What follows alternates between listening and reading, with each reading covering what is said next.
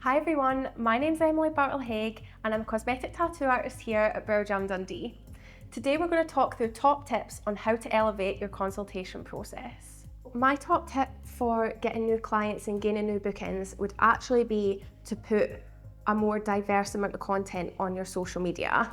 Obviously, we all know it's really important to keep on top of posting in order for people to see your work, to keep yourself relevant, but don't just post before and afters. Make yourself a bit of a brand on your page. Educational content would be a big one. Even if you don't feel like you are at the level of educating other people, I can guarantee that little tips and tricks is really going to grab you an artistic audience. It's also going to show your clients how professional you are and that you know what you're talking about. So the most common reason somebody would come and get their brows done is usually, or at least from my experience, a lot of my clients are from the 90s and they're maybe overplucked, or they have the typical sort of comma brow and they just don't want to get up every morning and have to put makeup on. Getting something like microblading or machine work is a lot more low maintenance for them day to day. So how important is the consultation process? The consultation process, believe it or not, is actually the most important part of your entire treatment.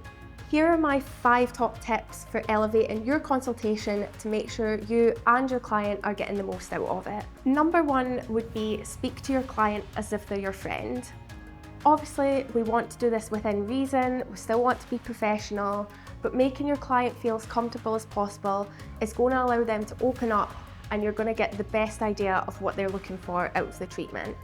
Number 2 is always ask your client lots of questions. Asking them questions gives you a clear image of what the client is looking for. It also opens up room for discussion if they're looking for something that is unrealistic.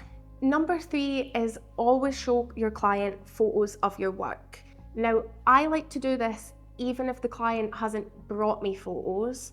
The reason being is, at this point, I've probably got an idea of somebody's brow that I've done in the past that is quite similar to what they're looking for. This gives me and the client a visual of the work I've done that relates to what they want. I also sometimes show my client photos of things that I think they don't want. This allows me to see what they like and what they don't like and ensures that we're both on the same page. Number 4 is always read through all the nitty-gritty parts of your consultation form. This may seem intimidating and almost like you're trying to put the client off, especially when you're speaking to things like risks. But it's really important the client knows exactly what they're in for with the treatment and what to expect, especially further down the line.